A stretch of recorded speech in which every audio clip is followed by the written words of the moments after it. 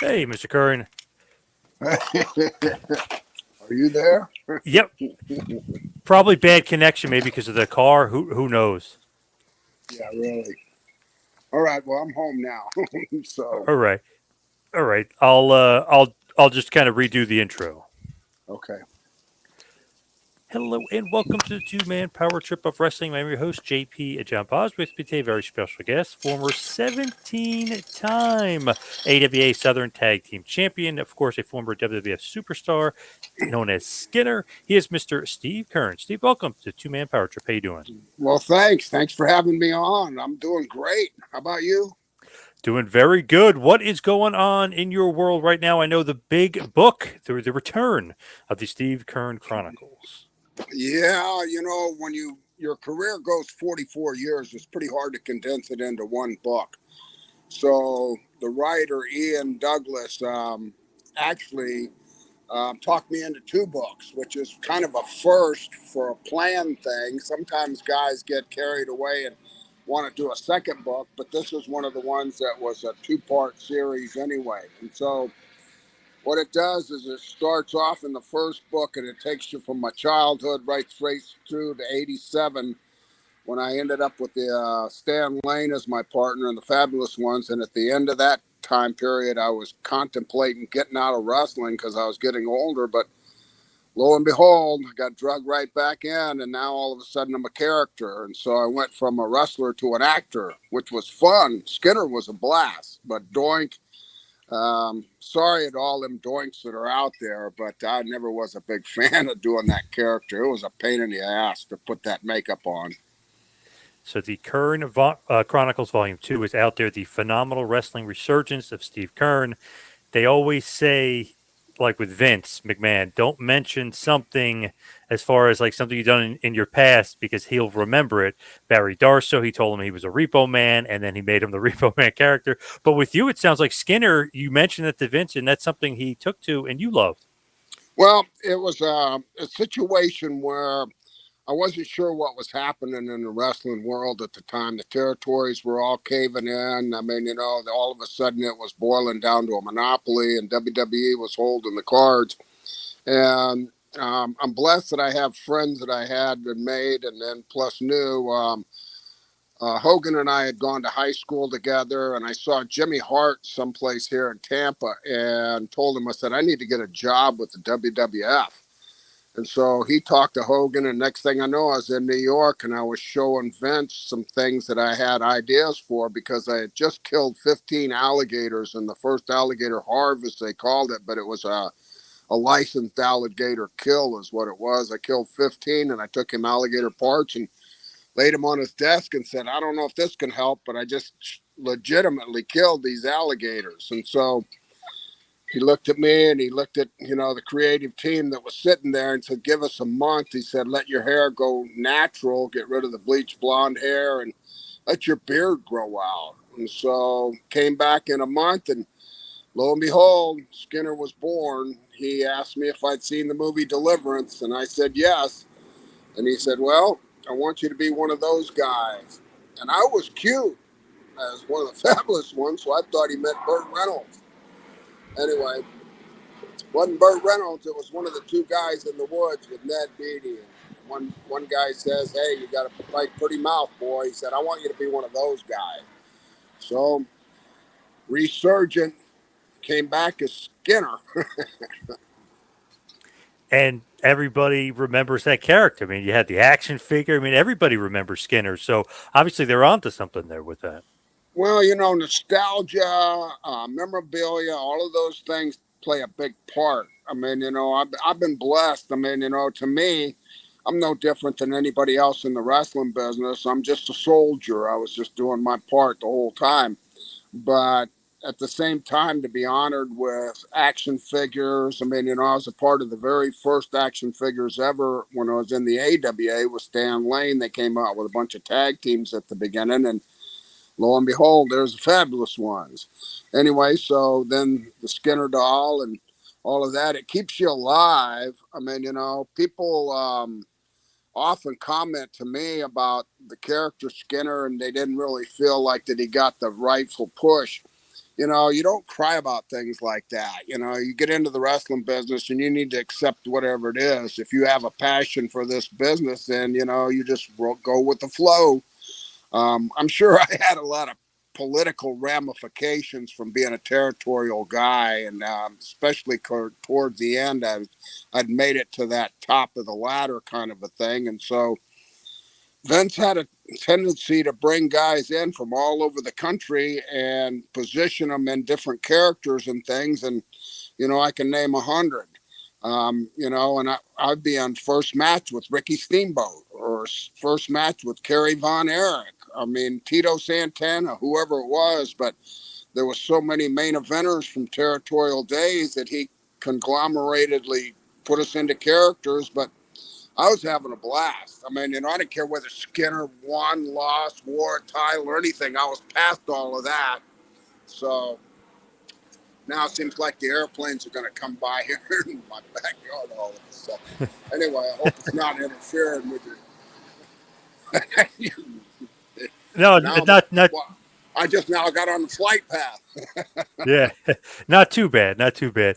But it's Okay. interesting with Skinner, though. It's so interesting because, like, he's the heel, right? I mean, he it doesn't matter if you kind of lose too much or whatever. I mean, you can get your heat back. But it's one of those things where it's a memorable character, and people can kind of, like, as soon as you see it, you know what it is. It's like, well, this guy is like, he's like the alligator man. You know what I mean? Very definable, marketable character. Yeah, it really had a lot of potential. And like I said, you have to accept what you get in the wrestling business. Some people have ways of getting around it politically, but I never wanted to be that kind of a guy. I just took what I got. And so, I mean, I had a feeling from the very beginning when I sat down with Vince and Pat Patterson and we talked that there was a certain amount of just animosity or a little bit of heat in there, but I didn't really care. Just give me a job. And I mean, so far as what people think, it doesn't really matter what they think. The idea is I put 2 kids through college. My son's a doctor. I mean, WWF paid for my family to eat and supported me and educated them and everything. So I really have no complaints. I mean, I'm the kind of guy that got it. I get the whole thing.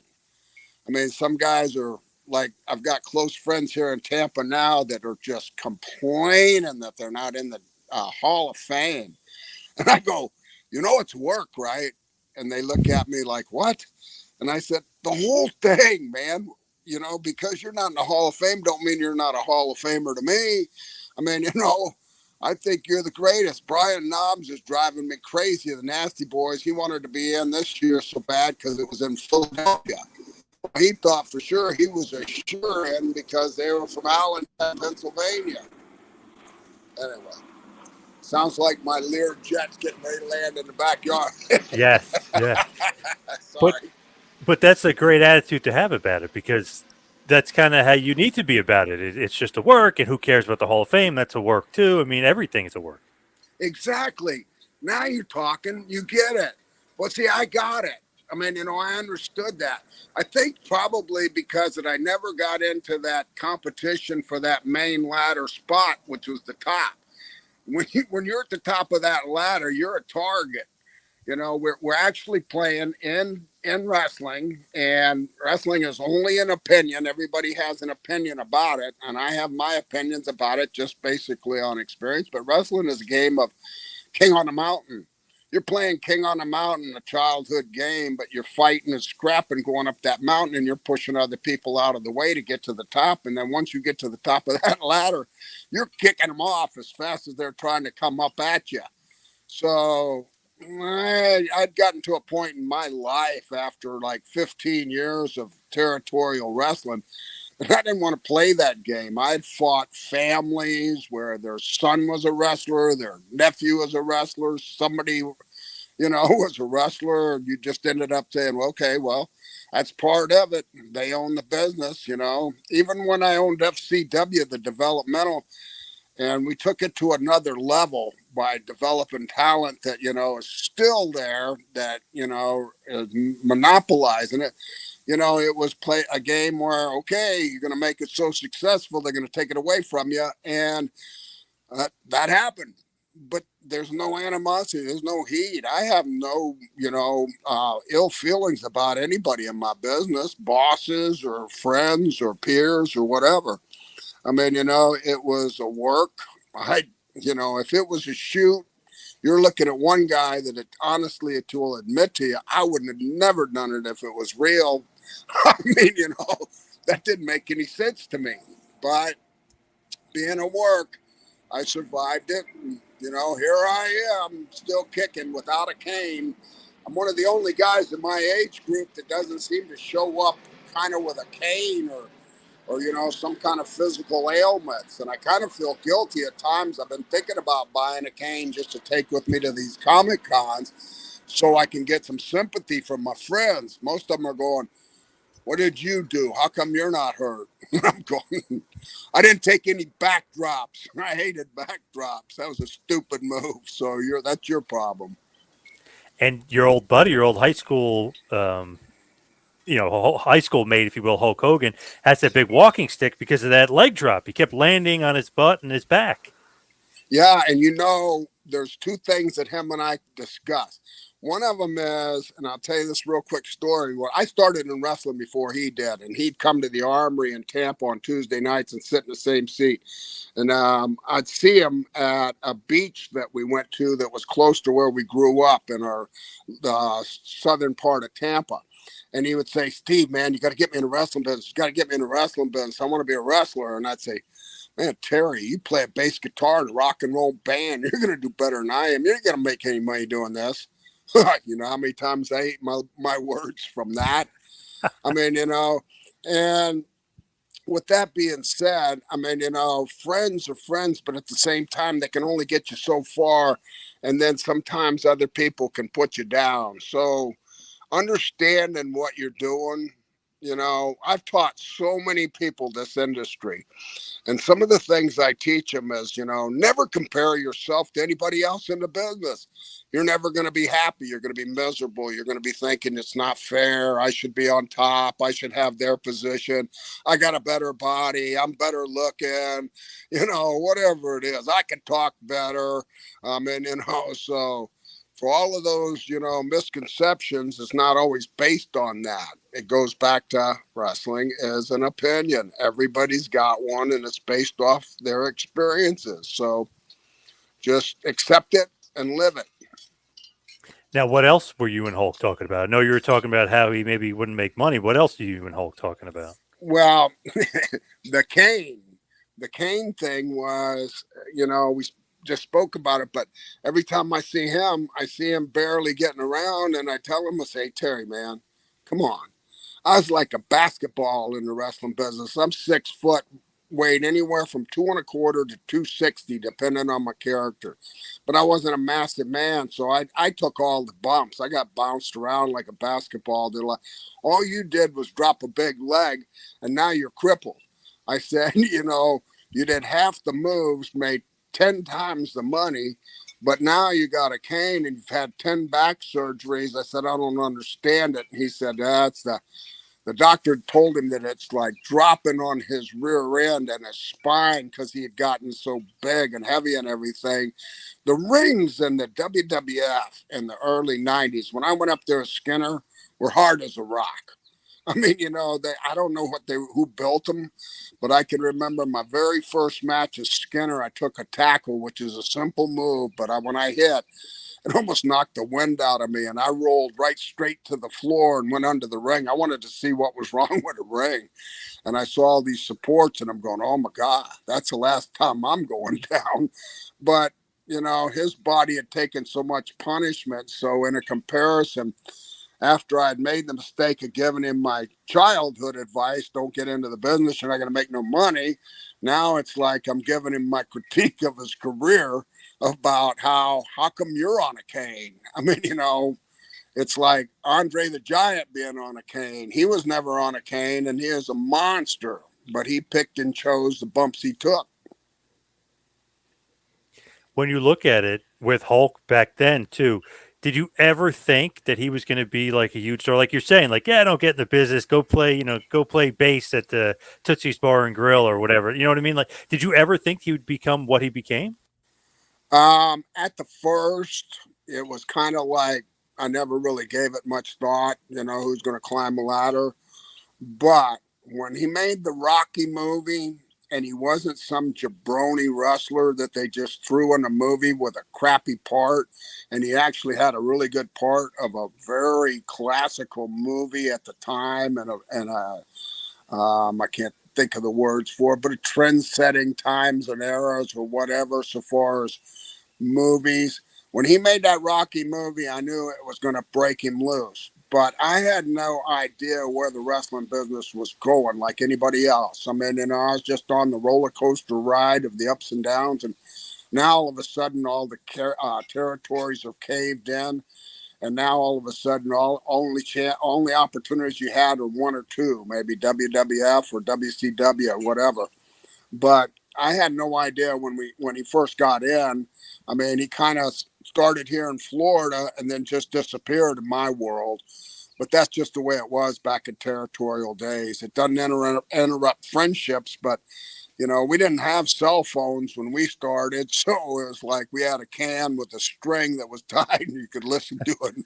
That's about the extent of our inventions back in those days. But I mean, I didn't really stay in touch with him. Terry and I were friends, but I also had Dick Slater, Austin Idol, Mike Graham. We all went to high school, and we all grew up as kids together, and we all had a passion for wrestling business. When you look at all those guys from that area, what happened? Like, you know what I mean? There's certain areas where like it's almost like clusters. How does that happen? Like Tampa is one of them where they just love their wrestling there. Well, it's because of opportunity. Opportunity was that Mike Graham's dad, Eddie Graham, owned the territory. Mike went to high school with us. I mean, Mike and I became best friends in the 10th grade in a biology class of all places. Both of us flunked the class, but at the same time, we had a blast. I mean, I got taken to the office 3 or 4 times. Mike maybe 1 or 2 times. He had more to answer to at home. My dad was a prisoner of war in Vietnam. His dad was at home and alive and ready to beat him up if we came home from being in trouble. So, I mean, the area had quite a few guys, but there was this area, supplied Paul Orndorff. I mean, Al Perez. I mean, Danny Spivey. There's a ton of guys that started right here in Tampa. And, so I think it's just due to the fact that Eddie Graham was here and his son was at an age where his friends were developing and looking for opportunities. And not any of us that graduated with me from high school were very smart. I mean, we were about all minus C average in students, but that was due to the fact that it was many skirts were in style at the time and you really weren't paying attention to school. Right, right. If you look at going back to Skinner and WWF, did you like the way Skinner was presented compared to how you like would want the character presented? Like, did Vince match up to you what your idea of what the character was going to be? Well, I'm not even sure if that I can answer that honestly. I like the vignettes. I had a blast doing the vignettes. We scared the New York photographers to death and the camera crew because I took them right out into live alligator farms and stuff like that where there were tons of alligators when we did all the vignettes. I like the build-up, but it was similar to the Fabulous Ones. We started an era in the early '80s with doing music videos, and so this was just a continuation and a different slant on being introduced as a wrestling character. I like that better than just going in and beating up enhancement guys and then climbing a ladder and then getting bumped off, or just getting to a level where you mean something and then they take you out. But so far as that's concerned, I mean, I loved not being Steve Keirn. I've been Steve Keirn my whole career, whether I was in a team or whatever. And now I'm crazy alligator poacher out of the Everglades. My interviews jumped 99% because I had no fear of that I was going to make somebody mad by insulting them. I'd been a babyface my whole career. And as a baby face in territorial days, you had to do interviews that were like, watching paint dry, a baby face would say, yeah, well, Mr. Soley, I'm going to do my best and I'm going to give 100% and may the best man win. Blah. I mean, so my mentor, that idol was Jack Briscoe. And I mean, he was one of the greatest in the ring, technically. But at the same time, his interviews were that same old baby face, 70s, 80s, just kind of like, eh. It wasn't till I guess Stone Cold and some of these other guys took a baby face and put him at a different level. I mean, that they hated their boss or whatever, and people would identify with that. So, times are changing. And one thing about wrestling is most people, have their ideas of what's the best times, when's the favorite. I mean, I get people that come to me on Facebook and say, man, your era, it was real then. And I'm going, no, it wasn't. It wasn't any realer than it is now. It's the idea was just a little bit different. There wasn't so much to make comparables to, like action movies was, Clint Eastwood, John Wayne. They killed one or two people. Now it's Keanu Reeves and John Wick and those characters that killed 9,000 people. So now wrestling's evolved into, here's my opinion, and this is the way I state it. Wrestling's evolved into more of entertainment to the fact that the matches are predetermined as always, but they're rehearsed. We never rehearsed matches. You were wrestling 7 nights a week, 9 times a week with television tapings, and you walked in there and it was all ad-lib. In territorial days, it was you wrestle by emotion. Nowadays, it's by movement. Everybody wants to outdo each other on movements, high risk moves. If you watch a show, and you can be honest about this, if you watch a wrestling show, tell me you're not going to see a moonsault and 2 or 3 guys catching somebody. I mean, Right. that's the hokiest shit I ever saw. I mean, and they run it into the ground like it's the greatest move since sliced bread. I mean, but it all falls on an opinion. For me personally, I know right now there's no way in hell I could be a wrestler. I couldn't start if I was 20 years old and started over again. I can't do a backflip. I can't do a front flip. I mean, I got a swimming pool had to have all my life, but I'm not about to do backflips and front flips and stuff like that. I'm just not an acrobat. And that's kind of a prerequisite. Second prerequisite nowadays, and I can tell you this from knowing, is how well known are you in social media? If you got a lot of followers, you're gonna have better chance of getting a job. If you're not being followed by nobody, then nobody really wants you. So my last find was Omar before I retired. I found Jordan. He's Omar or whatever he is now in WWE, the big monster. I was in a place eating breakfast and he walked in and I looked at him and I go, man, I got to go talk to this guy. And I was an agent at the time and I laid my card. I said, you want to make some money? And he looked at me and he says, doing what? And I said, I think you'd be good for pro wrestling. And he says, oh, I'm a basketball player from Nigeria going to USF. And I said, I don't know how good you are at basketball, but I know for sure I could make money with you. So then I was out. Omos, right? The That's big it. Nigerian giant Omos. Yeah. Yeah. He's still one there. of my He's still babies. doing his thing. Yeah. I mean, when he came in kind of like naive to the whole thing. And he was just dead set on being a baby face. And, he wanted to be a baby face. And I said, brother, as big and as awesome as you are, you'd make a much better heel. I said, you can always turn babyface later on down the road, but you need to be kind of like somebody that has to be dealt with, and then people will believe in you. And then if you turn babyface, you'll be even stronger. So nice kid. He's a nice kid, though. He's one of those guys that they don't use on TV as much, but they use him a lot on the live events. And I was at a show at MSG a few months ago. When he came out, it was like a different aura. The crowd, like, they pop for him big, but they're like, whoa, because they don't realize how big he is I mean, on TV, you can tell he's a monster, but when you see him in real life, you're like, holy crap, this guy is gigantic. Yeah, that's why he got my attention when I was eating breakfast. I mean, when I looked up, there he is walking in, and there wasn't nobody sitting there in that breakfast area that wasn't looking at him, checking him out. And I mean, running a developmental, and I had wrestling school before the developmental. My first student was Tracy Smothers back in the early 80s. Wow. Stan and I was in Tennessee, and I said, we can't do this forever. I'm going to start, trying to figure out an extension of my wrestling career. And I said, I want to learn to teach. So we taught Tracy Smothers, but over the time period of going through schools and stuff, you can start identifying who's going to make it and who's not. 90% of the people I've ever trained would always say to me, well, what do you think, Mr. Keirn? You think I'm going to make it? And I'm going, I don't know if you see one that I don't see, but I don't have a crystal ball.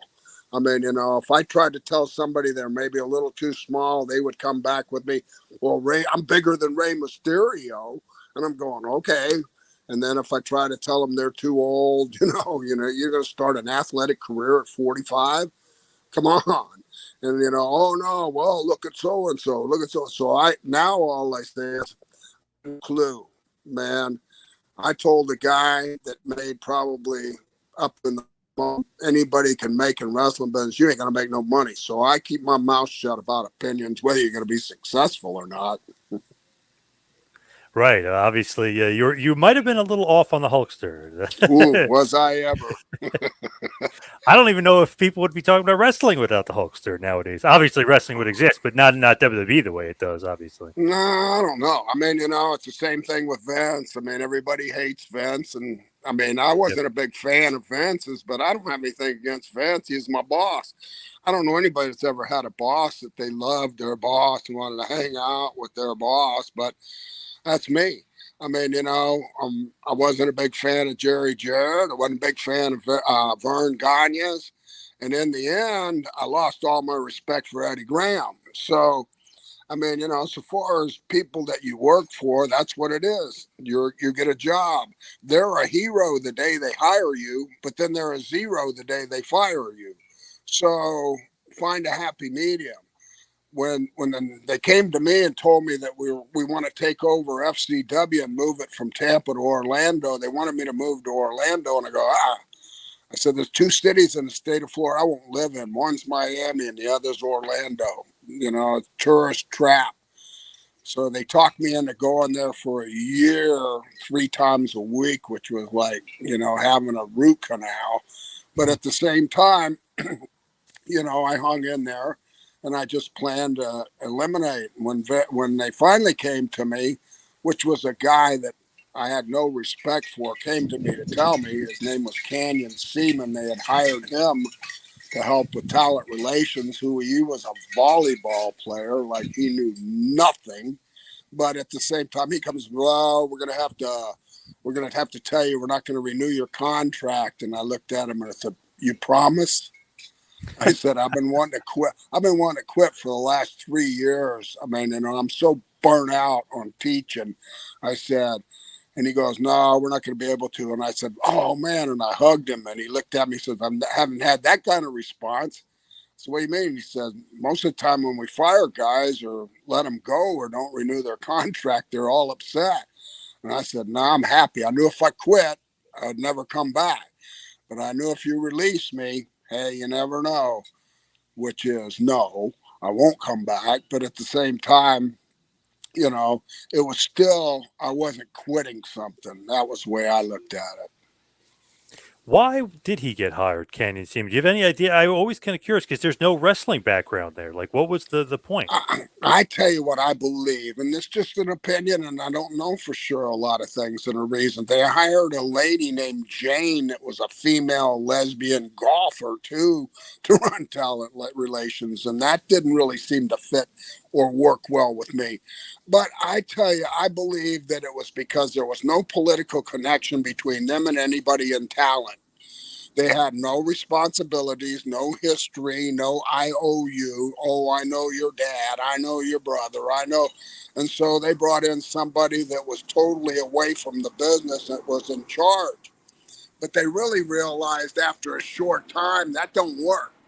I mean, you know, the lady Jane, one of her first laws that she wanted to give me was no hugging. None of the wrestlers need to hug each other.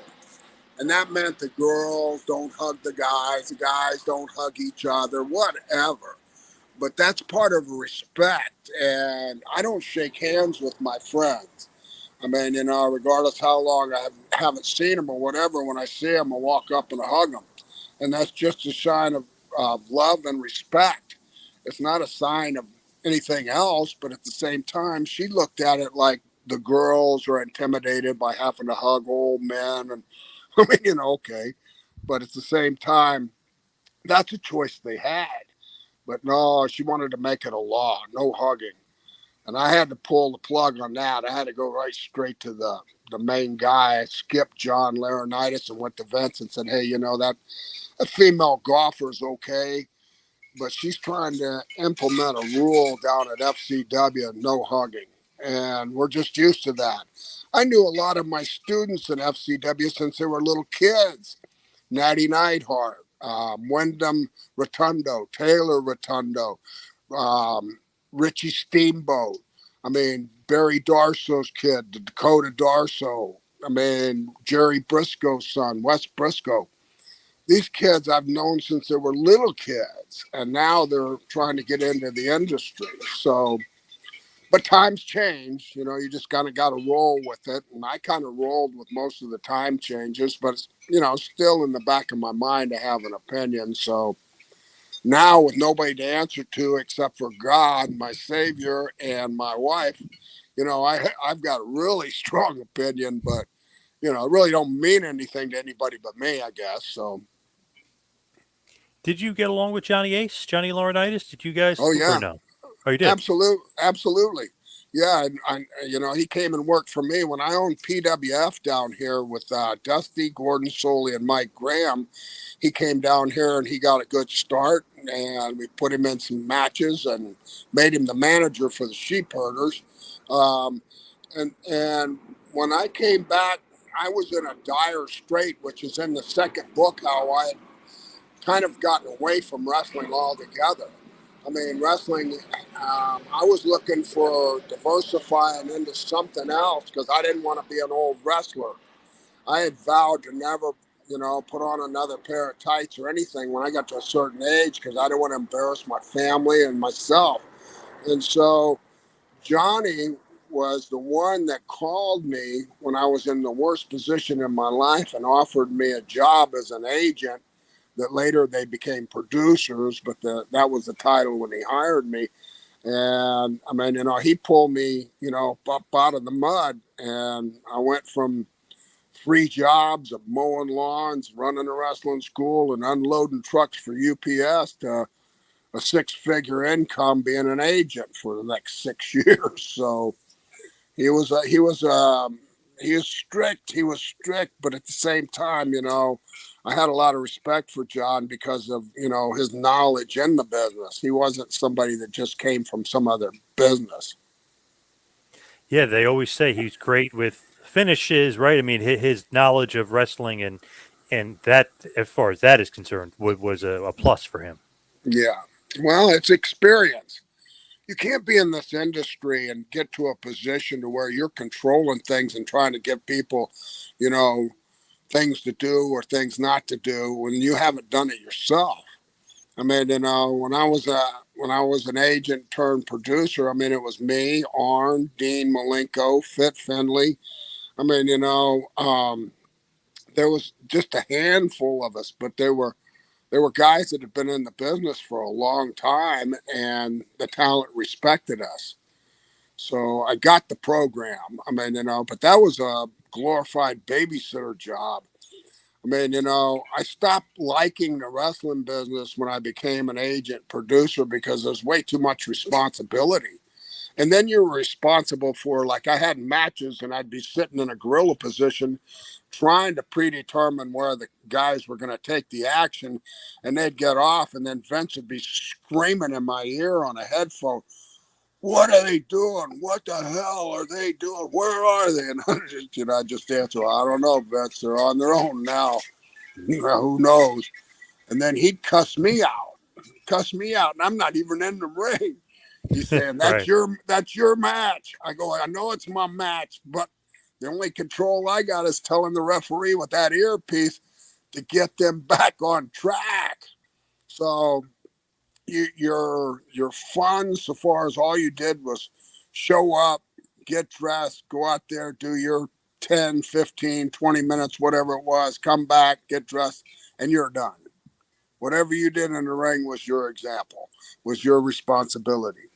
But when you became an agent, you were responsible for everything, and you had to report on everything. And you know, they put me on the tours overseas, which was, now I got to watch where the guys go at night. Okay, or you guys don't get drunk, don't get in trouble, whatever. Yep. And you're in a different kind of a position in business. So agent, not really a role that you took to or that you liked as much as far as being an agent and producer? I loved the income, but I hated the job. I mean, and I remember when I had FCW, we had Joey Mercury working as a trainer for us there for a short time. And Joey kept telling me, I want to be an agent. I want to be an agent. And I said, hey, that's not the job you really want. And he's going, I want to be an agent. I want to be an agent. And I'd say, okay, well, go ahead, but you're not going to like it. And he got his dream come true, but for some reason he didn't last. Who knows? With FCW, right, when you're doing FCW, is that a lot of relationship with Vince at all? Like, does he come down and scout, or is it you guys are kind of doing your own thing and Laurinaitis is the go-between?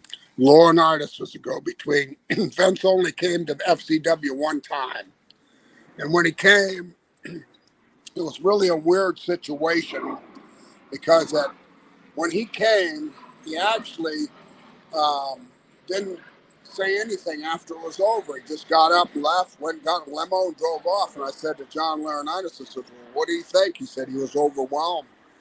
He said after going to OVW and Deep South in Atlanta a couple of times to see their production and their way of doing things, he said he was overwhelmed. He's just like, he's mesmerized. And I go, well, he could have come to me and said, hey, I'm mesmerized.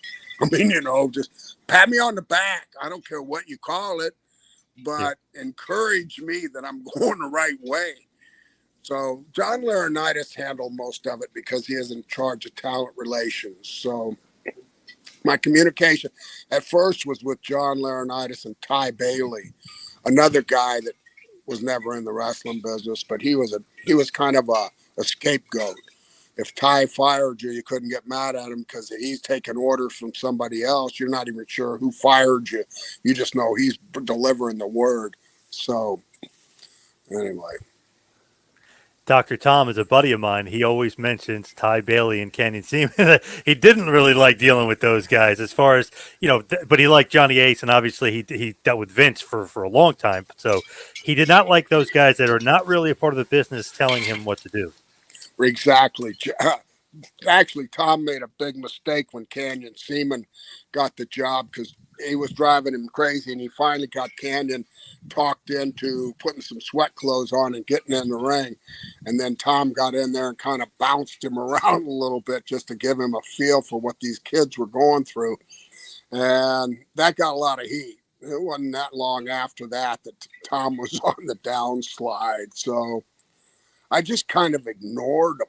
I mean, even though they'd say things to me, I mean, I just go, nah, yeah, okay, I got it. And then I would do my discussions with John Laurinaitis about what I thought, was right and wrong and what they were doing. And I'd say, okay, well, they're trying to be friends with all the wrestlers. When the wrestlers all know that they're actually some kind of boss figure and they don't have a clue to what the business is all about.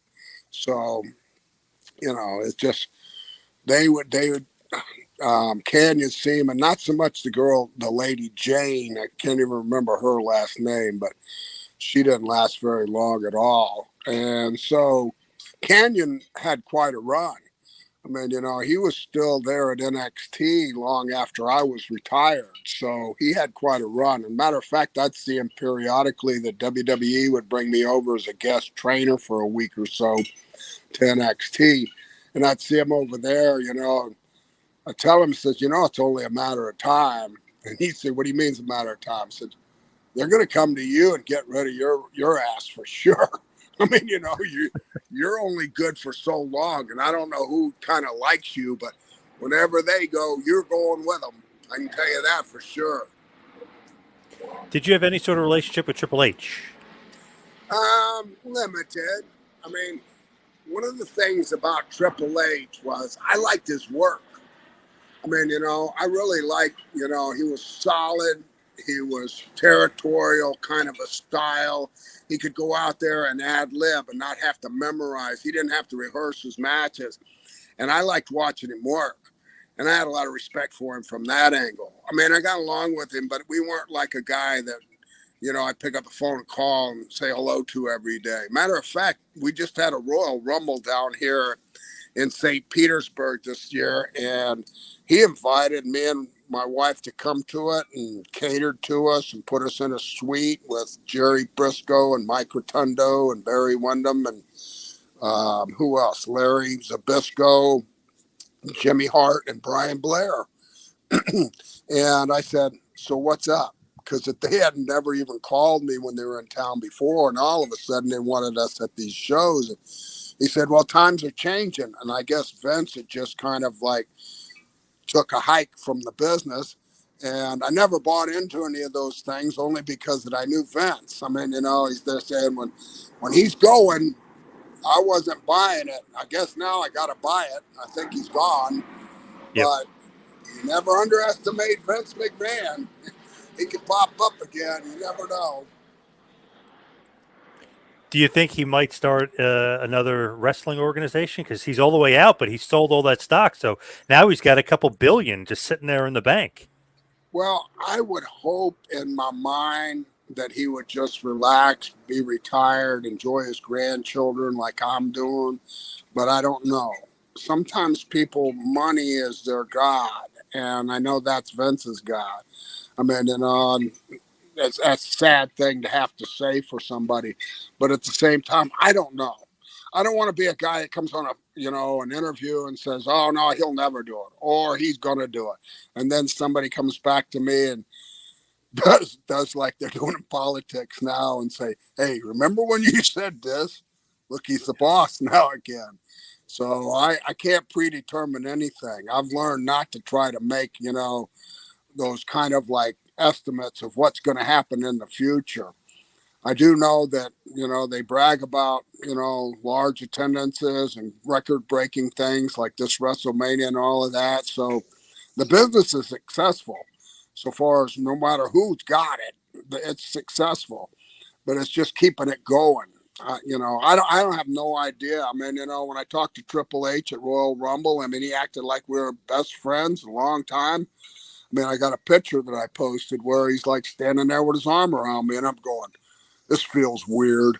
I hadn't talked to him in 5 years, and now he acts like he needs me. And I'm going, but he doesn't. Don't get me wrong. He doesn't need me. Right.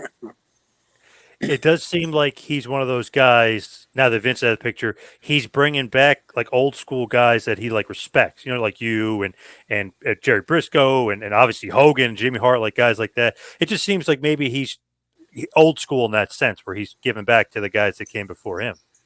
Yeah, he really never got into that territorial times. The first time I'd ever met Triple H is when I jumped ship in the early 90s, and I went from Doink down to WCW to work for Eric Bischoff. I don't know how you like Eric Bischoff, so I'll be careful what I say. I know that's not good to say bad things about people. My mom said if you can't say nothing good, don't say anything else. So that's the end of the conversation about Eric Bischoff. Right. But in that time period, that was the era. I mean, going from one to another. But Triple H, I saw him in WCW the first time, and I don't know if he ever did a territory before that. So he was in that realm of the new generation that doesn't understand 7 nights a week, 9 times a week, the same town 52 times a year, or territorial days. You had to go to the same city 52 times a year. So you had to be very creative in wrestling in those eras. You couldn't go give them the same match over and over and over again. I mean, they could remember it. I mean, so we had to change things. Do you think you wrestled more in the territory days, or like, let's say WWF when you were Skinner? Because sometimes when right in WWF, those schedules are crazy. Well, the schedules were crazy in WWF because that I would leave and I'd go international, like we'd leave, and I'd be gone 40 to 50 days straight and not see my family. Territorial days, most territories that I worked I chose by distances. How far is the trips? I mean, Bill Watts kept wanting me to come out there to work for him. And when I talk to Ted DiBiase or Hacksaw Jim Duggan, they tell me, oh, man, territory's 400 miles one way. Excuse me. I'd say, no way, I'm going there. So they didn't, the understanding of territorial days was, finding territories that you could go and come home every night. And then you might have got home late, you might have left early, but you were home every night. So I actually wrestled more in the territorial days, but I was gone more in WWF days because of travel. Yeah, it does seem like those WWF schedules were just crazy. Like you'll be in Europe, then you'll be in Omaha. You know what I mean? It seemed like anywhere and everywhere they would travel to and put on shows back then. WWF. Oh yeah, you're in LA one night, you're in New York the next night, and then you're in Tokyo the night after that. Now that's a schedule. I mean, that's when you're going like, what? You sure my booking sheet's right? Now WWF, you wanted to leave when they made you doink and stuff. I know you're wrestling Macho Man, and you're doing different things, but you wanted to leave at that point. Oh yeah, I jumped ship too. I was doing doink, and Matt Bourne got fired because he got caught smoking pot. I think Jay Strongbow went by a motel room or whatever, and they saw him in there smoking pot. They fired Matt. Now I'm the only doink. And I'm going, oh, no. I mean, it was working all right when I would work Europe and he had worked the States. But I didn't want to do that. And everybody was getting a contract in WCW with guaranteed money, which was a first. We got paid, but if we got hurt, we didn't get paid. Now all of a sudden there's a guy passing out contracts that whether you wrestle or not, you're getting paid. And everybody fell into that trap. I mean, I was on that train that went right straight to WCW and didn't even look back. I went to Vince and told him, I said, man, I'm done. And he goes, what do you mean you're done? You're the only doink now. I go, well, that costume will fit a lot of people. All you got to do is paint their face and get them to do stupid shit in the ring, and you got a doink. And so, I mean, I went... Eric Bischoff couldn't figure out what to do with me. He bounced me around from Bobby Eaton as a team to he had me as a mask guy attacking Hogan when Flair and Hogan would wrestle. And I mean, just trying to fit me in. But I was one of those guys that was already 40. And, I felt like, well, he's going to use me or he's not going to use me. And inevitably, I worked for him for a year and probably only had 10 matches and made quite a bit of money for a year, guaranteed money, but then it was over. He just said, well, we don't know what to do with you, so you need to go somewhere else. Okay, where am I going to go? Japan? Right. So wasn't going back to WWF.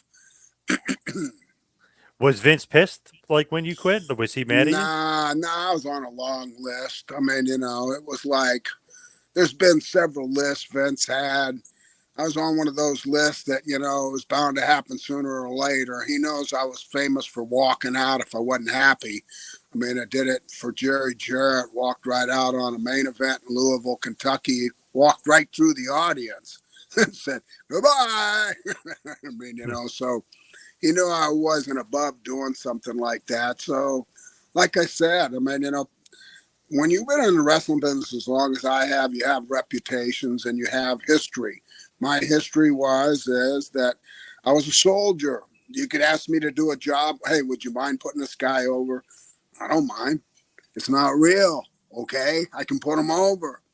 I mean, here's one of the questions that's really funny. It's like when you said at the beginning and introduced me. I don't know how many times I held the title, whatever, but I held over 50 different titles according to Wikipedia, and some of them numerous times, like the Florida Heavyweight Championship 5 times. But I have 0 things in my house right here wrestling. I don't have belts on the wall. I don't have anything marking my wrestling history because, to me, it was a work. When it come time to retire, people say, "You're going to sell any belts?" I said, "I'll sell anything." I mean, I sold every costume I ever wore. I sold every belt that I ever had. I sold anything that was memorabilia to people. And it's because that I realized that it was a business that, and you must understand that I'm not resentful about it being a work, is that I accepted it from the day I started. I mean, knowing history from Florida, anybody that knows the history of how you break in down here in the 70s, you were beat up for 6 months. They shot with you for 6 months. And me being the son of a prisoner of war, the only person in my home was my mom. And I'd come home and my mom would look at me and she'd say, "Honey, what's wrong with your face? You got all these scrapes and marks on it, and your elbows, you got mat burns." And I said, "I don't know, Mom." I said, she goes, "I thought wrestling was fake." I said, "So did I. But what I'm learning down there at that sportatorium and what Hiro Matsuda's putting me through is real." And it was just a way of educating you and giving you respect and teaching you the word kayfabe. And Eddie Graham was a real stickler for his athletes. This was a territory that he'd tell you straight up, you want to go to the bars, you want to hang out, you get into a fight, you better win it. Because if you lose a fight in a bar, you're getting your notice.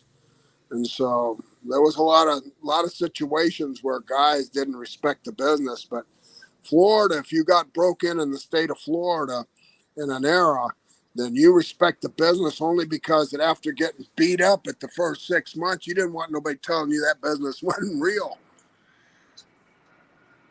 For sure, yeah. Oh my God, especially those guys down there. Whew. It's like It was brutal. murderers row, yeah. Now, as we hit the wind down, we head towards the finish here. Just give me some matches because we're talking about Steve Keirn Volume 2, the Chronicles. Just give me some Skinner matches that people would if they want to look it up, they would love. Because for me, this Tuesday in Texas, you versus Bret Hart, I love that match. Long match too for that pay-per-view. I love it. But what are some Skinner matches that you'd love that the fans would want to check out? Well, I can be honest. I mean, recollection of matches, there was nothing that stood out like I did in territorial days. In territorial days, matches like 1 hour Broadways with Harley Race for the world title 3 nights in a row in Florida, going an hour. It was like going to school, like college when he worked with Harley. When I worked with Skinner, it was kind of like I'm not really. This is what happened. When I first started, I went out and had my first match on TV, and Vince looked at the match, and he come pulled me aside when I came out, and he goes, "What the hell was that?" And I go, "It was a wrestling match." He goes, "Yeah, but you're an alligator poacher out of the Everglades of Florida. You're not a wrestler of 30 years. You've got to retard your wrestling." So he told me he didn't want to see me do the wrestling. He told me you could out wrestle Bret Hart with the technology that you've got. And I said, "Yeah, well, I'm just doing what I'm used to doing." And he said, "No, I don't want you to do all of that. I want you to, punch and kick and more like that kind of stuff and lay back on so many wrestling moves and stuff and reverses and all that." So I didn't really have matches that stand out. I just had matches that got by. The one in Texas was unique, and it's probably the most remembered by fans because they liked it the most. But it was an opportunity when actually Pat Patterson came to me and Brett and said, "I'm your agent tonight, and I don't want to go over anything. You two guys know enough about the wrestling. Just go give us a match." And we actually got to go out there and work territorial style. and I got to call a match to Brett that was simple, but it was, good, match, a little bit of competition and kind of a little bit more execution of movement. And so my hands weren't tied. I wasn't handcuffed during my match to be just this guy, just an alligator poacher. I mean, when I took over FCW, it's funny, Triple H made the comment and said, "You're going to be teaching the future of wrestling?" And I go, "Yeah." And he goes, "You're an alligator poacher." And I go, "I wasn't an alligator poacher my first 15 years, you moron." It's like, come on. I mean, you got hung with something. And nowadays, like you said, people just remember you for your territorial days, unless you go to a region. Like if I go to the Tennessee area, they all remember the Fabulous Ones over Skinner. But if I go in public and somebody said, "Hey, you're a wrestler, who were you?" I go, "Oh, Steve Keirn, never heard of him. I was Gator Keirn, never heard of him. I was one of the Fabulous Ones, never heard of him. I was Skinner, never heard of him. I was Doink the Clown. Oh, I remember you." What? The only thing you remember is Doink the Clown? Ah, it's like it's a curse. So Right. Yeah, sometimes those WWF gimmicks, people remember them like crazy, especially that time period. Well, when Matt first got the Doink character, myself and the Nasty Boys and Macho Man and everybody were laughing our butts off in the back watching him work, going, "Oh, I'm glad I ain't got that character. Oh, I'm glad Vince didn't make me the clown." And then I started thinking, wait a minute, this clown's getting a push. I said, Skinner's starting to do nothing but jobs. Wait a minute. I think I could be that clown. So I'm the one that suggested I hide under the ring for 6 hours and come out as a second clown, and he went for it. And then I'm going, man, I ribbed myself. It was like a big rib on myself. I ribbed myself into painting my face and taking an hour to get ready. When I was Skinner, I just rolled around in the dressing room floor, took a mouthful of licorice and a big drink of water, and headed for the ring. Now I've got to do like the Divas. I got to paint my face for an hour. Then I got to put on this costume that it snaps in my crotch. I mean, forget it. That's so funny because you're thinking about it. It's like, damn it, this gimmick, what a waste. You know what I mean? Like, I'm wasting an hour of a day putting the makeup on and everything else. Yeah. Oh, yeah. And when we had double shots, sometimes we'd have double shots, an afternoon show. I can remember traveling with Randy, and Randy says, aren't you going to take that makeup off? I go, hell no.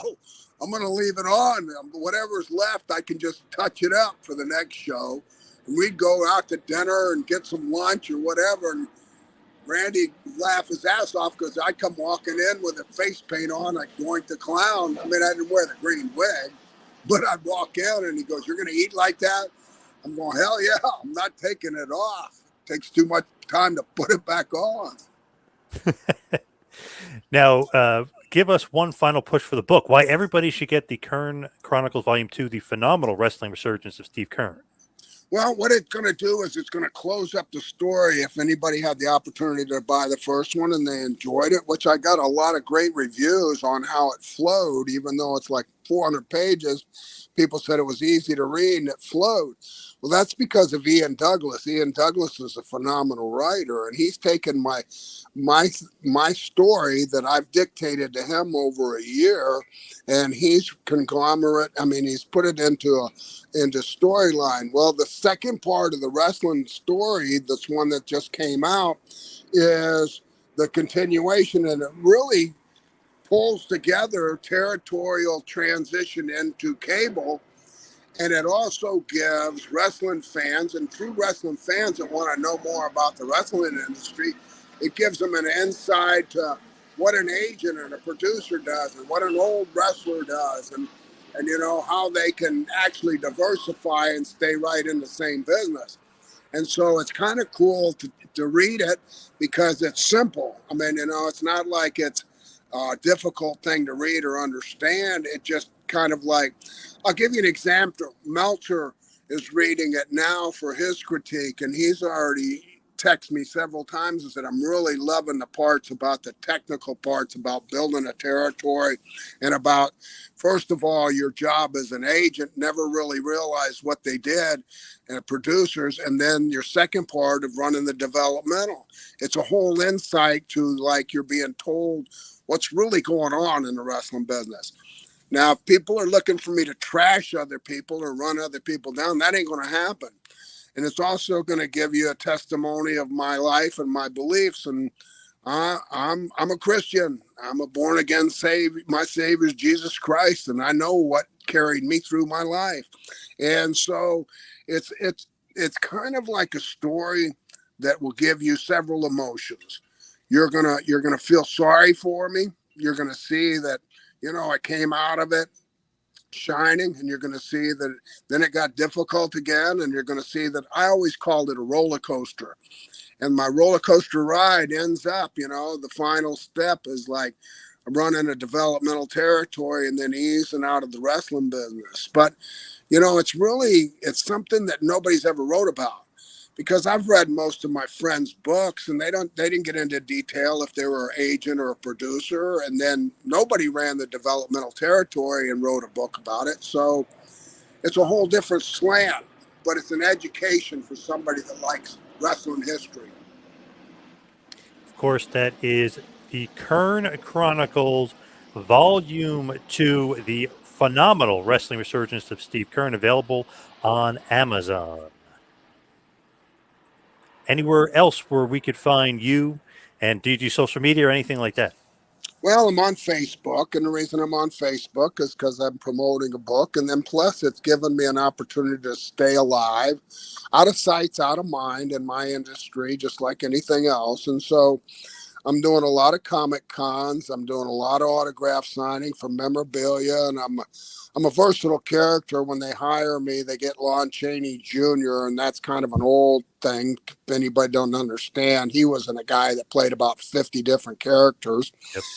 Wolfman, Dracula, Frankenstein, everybody. Well, I'm Skinner, Doink, Fabulous One, Agent, developmental guy. So you're getting a slant off of different characters and stuff. So it's just an opportunity to, educational wise, it's very interesting. My peers, even in the book, you'll see things that you'll never seen before. It's like Macho Man was one of my best friends here in Tampa for years. And when my son was in the third grade, he asked me to come for career day. Now, if you can imagine a third grade class with 30 third graders sitting in it, and me and Randy show up to talk about our career. Randy had to go because it was my son. He just wanted to be a part of it. But you'll see pictures of me and Randy in front of a third grade class, and I tell him, well, he's a good guy and I'm the bad guy. But it's usually the other way around. The ugly guy is usually the bad guy. But he's the good guy, even as ugly as he is. Yeah. But you don't want to grow up to be a wrestler, Make sure you're educated. So it gives a lot of insight to that. Plus, it gives a lot of, the real parts of what I feel blessed about being in the wrestling business for. And, the friendships I made and the people I met. I put pictures of celebrities and people that would come backstage just to meet. And when I was in L.A., Arsenio Hall, MC Hammer, and Eddie Murphy, the only character they wanted to meet was Skinner. And it was because they liked me. And so I've got pictures in the back with them. And I tried to portray and tried to give examples of things people would never see or never would have heard about because it's part of the life story. So I feel like it's interesting. I've read it twice, and the only other book I've ever read is the Bible. So, so for it to keep my interest, even though it's my life story, Ian, I can't tell you how much Ian had done, but Ian's done a fabulous job. He's done several books. He did Brian Blair's, he did Hornswoggle's, he did Bohemian Rhapsody just recently, which is the history of wrestling in the Bahamas. I actually wrote the foreword for that one, but people don't know about wrestling in the Bahamas. So he's done quite a few. And of course, everybody needs to check out the Keirn Chronicles Volume 2. Even check out Volume 1 if you don't have it. Go to Amazon today. Mr. Keirn, thank you so much for all the time. Really appreciate it. Well, I appreciate you having me on, and God bless everybody that's watching. I hope you enjoy it. If you get the book, thank you very much for taking the opportunity to read it, and look forward to seeing anybody on Comic Cons or wherever. One thing that I taught, and it's very important because people would say, "Well, what was the most important thing you taught students?" Well, one of the things that I taught was more psychological stuff for the dressing room, how to get along and how to fit in with their peers, but also to realize where the appreciation comes. I heard this several times in my career when guys would come back and say, "Oh, this audience sucks. They didn't react to nothing." And I'd look at them and said, "Well, watch my match." Because I saw what you were doing wrong. But the idea is appreciation to the fans. Without fans, there wouldn't be no business. Without fans, you wouldn't sell pictures, you wouldn't do autographs, you would have never performed in front of anybody. So I always appreciated the fans, and I always try to treat them the way I was raised. Treat people the way you want to be treated. If you come up to me and you're nice, I'm nice. If you come up to me and you're not nice, I'm not nice worser. So.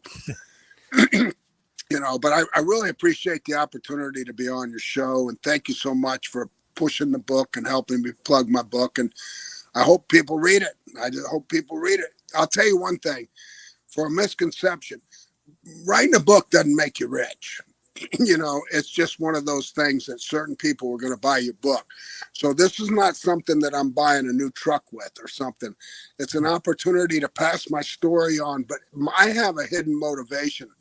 I'm passing my story on to my 5 grandchildren because it's hard for me to tell them things that I could tell them in a book that they can read later on. And so it's my history handed down to my grandchildren really right now. And that's the legitimate reason I wrote the book. All right, Mr. Keirn, again, appreciate it all the time. Awesome stuff. Everybody check out the book. You will not be sorry. Thank you so much. Thank you. God bless.